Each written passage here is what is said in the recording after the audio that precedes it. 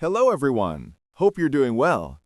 Today, we'll learn about a very important imaging test, brain MRI, or magnetic resonance imaging of the brain. This test helps us understand the structure and function of the brain and plays a vital role in detecting various brain disorders. In this video, I'll explain in detail how a brain MRI is performed, what preparations are needed, and what happens during the scan. So, let's get started. T2-TSE Sagittal Planning. Plan the sagittal slices on the axial plane and position the block parallel to the midline of the brain. Verify the planning block in the other two planes. Angle the planning block appropriately in the coronal plane, ensuring it is parallel to the line along the midline of the brain and the fourth ventricle. Make sure that the number of slices is sufficient to cover the entire brain from one temporal lobe to the other.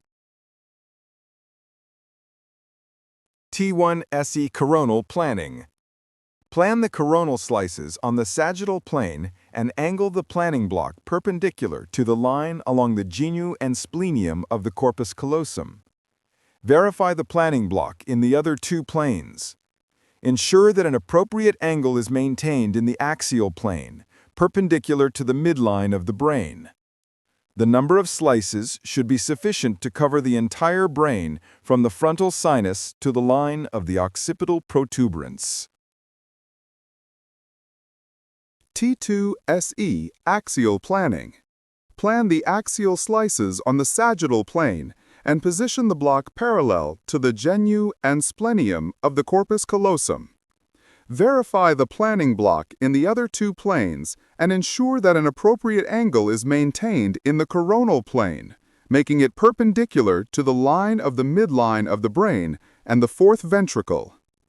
Ensure that the number of slices is sufficient to cover the entire brain from the vertex to the line of the foramen magnum.